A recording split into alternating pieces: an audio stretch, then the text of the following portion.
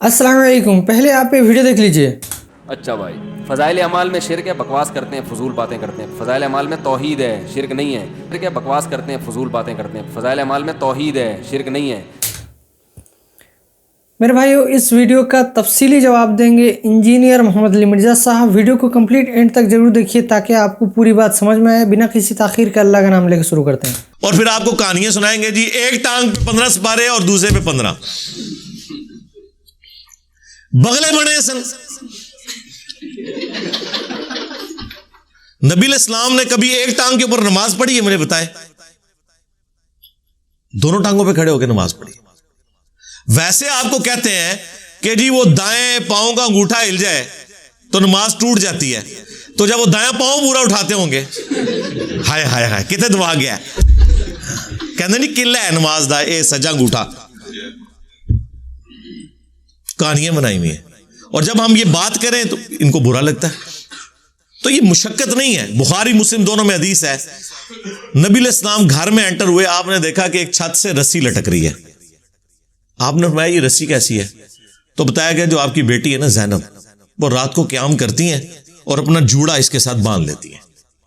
کیونکہ بعض اوقات نیند کا غلبہ ہوتا ہے نا، تو وہ جب یوں بندہ جھکتا ہے نا، تو جب جوڑے کو اس طریقے سے پیچھے سے کھینچ پڑتی ہے تو ان کی آنکھ کھل جاتی ہے. اور پھر وہ نبی علیہ السلام نے فرمایا کھولو رسی.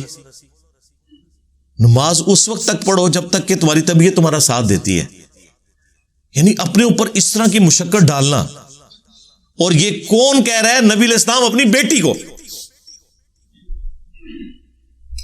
آپ ہمیں بے شک کہتے رہے 40 سال تک عشاء کے وضو سے فجر کی نماز. نبی علیہ السلام تو اپنی بیٹی کو یہ کام نہیں کرنے دے رہے. ٹھیک ہے، نبی علیہ السلام تو ان چیزوں سے ناراض ہوں گے.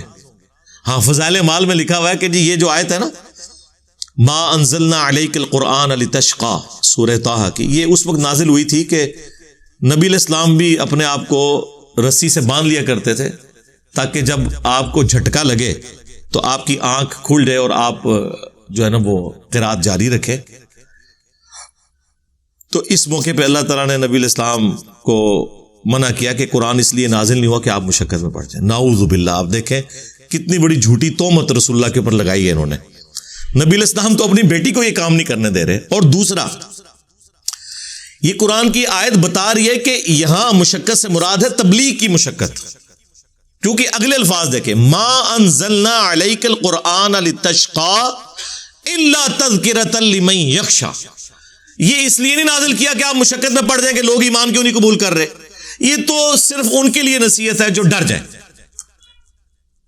فَلَعَلَّكَ بَاخِعٌ نَفْسَكَ عَلَىٰ آثَارِهِمْ إِن لَّمْ يُؤْمِنُوا بِهَٰذَا الْحَدِيثِ آسَفًا. کیا اپنے آپ کو اس غم سے ہلاک کر لو گے کہ لوگ اس قرآن پر ایمان نہیں لائے؟ یعنی نبی علیہ السلام کو تبلیغ کے اعتبار سے یہ بات کی جا رہی تھی، نہ کہ اس اعتبار سے جو یہ لوگ مانا لے رہے ہیں. وہ بھی کرالری کے طور پہ درست ہو سکتا ہے لیکن وہ بعد کی بات ہے. تعویل خاص میں تو یہ اس معاملے میں تھی، لیکن فضائل مال میں انہوں نے لکھ دیا. اور ظاہر ہے اس طرح کی باتیں اس لیے لکھی کہ فضائل مال کے مقدمے میں خود انہوں نے لکھا ہے کہ طبیبوں نے، یعنی ڈاکٹرز نے، مجھے ایک ذہنی مرض کی وجہ سے، مرض بھی ذہنی، چند دنوں کے لیے دماغی کام سے روک دیا تھا کہ یہ آپ کے ذہن کے اوپر. تو کہتے ہیں کہ میرے پیر صاحب جو ہیں مولانا الیاس کاندھلوی، جنہوں نے تبلیغی جماعت بنائی تھی، بڑے عرصے سے انہوں نے مجھے ریکویسٹ کی ہوئی تھی کہ آپ کو ایک سلیبس تبلیغی جماعت کے لیے لکھ دیں. یہ جو 6 نمبر پڑھتے ہیں تو آپ ریٹن میں کر دیں تاکہ اس میں سے پڑھ کے، پہلے اس کا نام تبلیغی نصاب ہوتا تھا، فضائل اعمال، فضائل حج، فضائل درود، یہ سارے اس کے چیپٹرز تھے. تو وہ کہتے ہیں میں نے فضائل صدقات بھی ہے اس میں نے یعنی فرصت کے ان ایام کو غنیمت سمجھا. اور میں نے کہا کہ اچھا آگے الفاظ ہے کہ وہ کہتے ہیں کہ اگر یہ اوراق پسند خاطر نہ بھی ہوئے، یعنی جو میں لکھ رہا ہوں اگر یہ شیخ کو نہ بھی پسند آیا میرا نصاب، ویسے پسند آیا، وہ آج تک پڑھ رہے ہیں، قرآن پڑھنے کی توفیق نہیں ہوئی ہے. ہاں، وَأُوحِيَ إِلَيَّ هَذَا الْقُرْآنُ لِأُنذِرَكُم بِهِ وَمَن بَلَغَ. اے نبی تم فرماؤ قرآن میں نے اس لیے وحی کیا تمہاری طرف تاکہ تم اس قرآن کے ذریعے ڈر سناؤ اور جس تک بھی یہ پہنچ جائے. آج بھی آپ رائے بینڈ چلے جائیں, قرآن کا ترجمہ نہیں رکھا ہوا انہوں نے, اپنا بھی نہیں رکھا ہوا اشری تھانوی کا. جی اختلاف پیدا ہوتا ہے. میں نے جب ان کے سٹال والے سے پوچھا نا, رائے بینڈ اجتماع میں گیا, یہ بات ہے 2 نومبر 2007 کی, تو آج بھی بائی چانس نومبر کا ہی مہینہ, آج 13 نومبر 2022 ہے, تو میں کتنی پرانی بات آپ سے کر رہا ہوں. تو کہتے ہیں حضرات کہتے ہیں قرآن سے اختلاف پیدا ہوتا ہے. میں نے کہا قرآن میں تو لکھا ہوا ہے کہ یہ کتاب یہود و نصارہ کے اندر جو اختلافات ہیں ان کو بھی دور کرتی ہے, جو انہوں نے ٹیمپرڈ کتابوں کی فارم میں, اور آپ کہہ رہے ہیں اختلاف پیدا ہوتا ہے. نہیں جی وہ فرقوں کا اختلاف. تو میں نے کہا آپ احمد بریلوی کا بھی ترجمہ رکھ لیں, آپ اشری تھانوی کا بھی رکھ لیں, آپ جونا گڑھی کا بھی رکھ لیں, سید فرمان علی شاہ کا بھی رکھ لیں. تو زبانی پڑھنے کے اوپر زور دیا ہوا ہے. تو اس میں لکھا وہ اوراق جو ہیں وہ پسند خاطر نہ بھی ہوئے تو تب بھی میرے خالی ایام تو اس بابرکت مشغلے میں صرف ہو ہی جائیں گے. وہ کہتے ہیں چلو میرا ٹائم تو پاس ہو جائے گا, ادھر کچھ نہ بھی نکلیا. جو کتاب ٹائم پاس کرنے کے لیے لکھی گئی ہو, آج اس کے بارے میں مولانا تقی عثمانی صاحب بھی کہتے ہیں کہ جی دنیا میں قرآن کے بعد سب سے زیادہ پڑھی جانے والی کتاب ہے. یہ آنر کے طور پہ بتاتے ہیں. کہتے ہیں نہیں کوئی لمحہ ایسا نہیں گزرتا, جس طرح ہم کہتے ہیں نا کوئی لمحہ ایسا نہیں گزرتا کہ دنیا کے کسی حصے میں اذان نہ ہو رہی ہو اور اللہ کے ساتھ اس کے محبوب کا نام نہ بولا جا رہا ہو صلی اللہ علیہ وآلہ وسلم. ورفعنا لک ذکرک کے تحت اللہم صلی علی محمد وعلی آل محمد. تو وہ کہتے ہیں نہیں کوئی لمحہ ایسا نہیں گزرتا کہ دنیا کے کسی حصے میں فضائل اعمال نہ پڑھی جا رہی ہو. یہ کوئی آنر کی بات ہے؟ اس کے اندر تو یہ کچھ لکھا ہوا ہے. اور پھر پکی مور لگائی ہے انہوں نے کہا کہ جی کوئی کہیں غلطی سے بھی نہ کوئی قرآن کھول لے. انہوں نے کہا جی اس کے لیے تو 15 علوم چاہیے, اور اس میں بھی 14 علوم کے بعد ان کو خطرہ ہوا کہ کہیں 14 کوئی حاصل نہ کر لے. انہوں نے لکھا 15واں جو ہے وہ بھی ہے, یعنی گاڈ گفٹڈ, یعنی وہ اللہ ہی کسی کو دے تو دے, وہ یعنی کسبی نہیں, آپ حاصل نہیں کر سکتے. تو نہ کرنے لی گال ہوئی نا, روند مارنے لی گال ہوئی نا. تو وہ لکھا وہ بھی ہے 15واں, یعنی اگر آپ کہنا میں نے 14 علوم حاصل کر لیے ہیں تو وہ 15 تو آپ کا ڈینائی کر ہی دیں گے کہ یہ تو یار صرف علماء دیوبند کو مل سکتا ہے, بریلوی کہیں گے یہ صرف بریلوی علماء کو مل سکتا ہے, وابی کہیں گے صرف وابی علماء کو مل سکتا ہے, شیعہ کہیں گے صرف شیعہ علماء کو مل سکتا ہے. آپ لاکھ انہیں قرآن سے دکھائیں کہ قرآن میں اللہ تعالیٰ نے بار بار ایک صورت میں اس بات کو رپیٹ کیا ہے, وَلَقَدْ يَسَّرْنَا الْقُرْآنَ لِلذِّكْرِ فَهَلْ مِن مُدَّكِرٍ. ہم نے قرآن کو نصیحت حاصل کرنے کے لیے آسان کر دیا, تو ہے کوئی نصیحت حاصل کرنے والا؟ وہ آپ لاکھ بتائیں, آپ وہ ان کے اوپر سے گزر جائے گی, کیونکہ ظاہر ان کو ایک گیئر الٹا لگ گیا نا. اور پھر اس پہ ترا انہوں نے اور پکا کرنے کے لیے کہ کہیں کوئی مطلب جب سمجھے گا نہیں تو لوگ پوچھیں گے یار پھر قرآن نازل کس لیے ہوا ہے, تو انہوں نے کہا ان کو نا آپ اس طرف لگا دو کہ یہ پڑھو تو اتنا ثواب, یہ پڑھو تو اتنا ثواب. اس سے کس کو انکار ہے؟ وہ سائیڈ بینیفٹ ہے. مجھے بتائیں ایک بندہ یہاں سے حج کرنے جائے اور وہ کہ میں نے جہاز کا سفر کیا, راستے میں مجھے یہ سینریز نظر آئیں, تو مقصد اس کا حج کرنا ہے یا وہ جہاز میں بیٹھ کے سیر کرنا اور سینریز دیکھنا ہے؟ لیکن وہ بینیفٹ تو حاصل ہوگا. وہ ہم نہیں کہہ رہے کہ مزہ نہیں آئے گا. کہاں 4 مہینے کا پیدل سفر مشکلات میں گھرا ہوا, تکلیف میں گھرا ہوا, اور کہاں 4 گھنٹے کی اب رہ گئی ہے وہ فلائٹ اسلام آباد سے جدے کی. کہاں 2 دن اور 1 رات کا سفر جدے سے لے کے مکے تک کا, اور کہاں 50 منٹ کی ڈرائیو.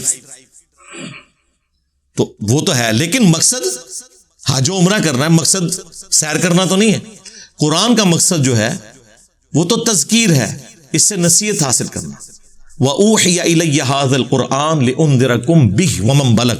اے نبی تم فرماؤ میں نے قرآن اس لیے تم پر وحی کیا تاکہ تم اس کے ذریعے ڈر سنا دو, اور جس تک بھی یہ کتاب پہنچے اس کو انسٹرومنٹ آف دعوت نبی الاسلام کی قرآن ہے. اب وہ فضائل اعمال میں انہوں نے کیسے جان چھڑوائی اس سے؟ انہوں نے کہا جی احمد بن حنبل فرماتے ہیں کہ ایک رات میں نے خواب میں اللہ تعالیٰ کو دیکھا. کڈی وڈی کہانی ہے یار. یعنی یہ پیکج اگر آفر ہونا ہوتا نا تو حضرت موسیٰ علیہ السلام کو آفر ہوتا. جو سورہ الاعراف کی آیت نمبر 143 میں آیا، جب انہوں نے خواہش کا اظہار کیا تو اللہ تعالیٰ نے کیا فرمایا؟ لن ترانی، تو مجھے نہیں دیکھ سکتا بلکہ پہاڑ کی طرف دیکھ۔